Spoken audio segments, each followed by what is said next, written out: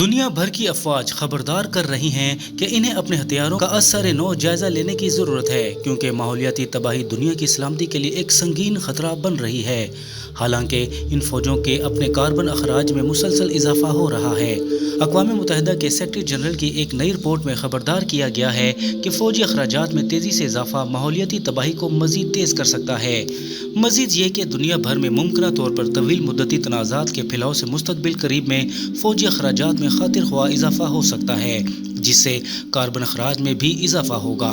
ماہرین کو یہ تشویش بھی لاحق ہے کہ ماحولیاتی تبدیلی سے بچاؤ اور اس کے اثرات سے ہم آہنگی کے لیے مختص وسائل دفاعی شعبے کے نظر ہو رہے ہیں۔ دنیا بھر کی افواج کے باعث پیدا ہونے والے اخراج کے اعداد و شمار کے لیے کوئی واحد اور آڈٹ شدہ ذریعہ موجود نہیں ہے، تاہم بعض حکومتیں یہ اعداد و شمار رضاکارانہ طور پر جاری کرتی ہیں۔ ماہرین خبردار کرتے ہیں کہ اصل چیلنج یہ ہے کہ بھاری فوجی ہتھیاروں کے نظام جیسے لڑاکا طیارے، ٹینک، جنگی جہاز اور آبدوزوں کو کس طرح ڈی کاربنائز کیا جائے، کیونکہ ان کے چلنے کے لیے بے پناہ ایندھن کی ضرورت ہوتی ہے۔ ان کا کہنا ہے کہ دنیا بھر میں لڑاکا طیارے سب سے زیادہ توانائی کھانے والی مشینوں میں شمار ہوتے ہیں۔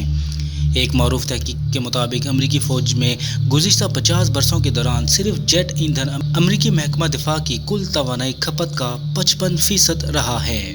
تحقیق میں مزید کہا گیا ہے کہ ہر سال امریکی فوج میں جیٹ ایندھن کے استعمال سے ہونے والا اخراج 6 ملین امریکی مسافر گاڑیوں کے برابر ہے۔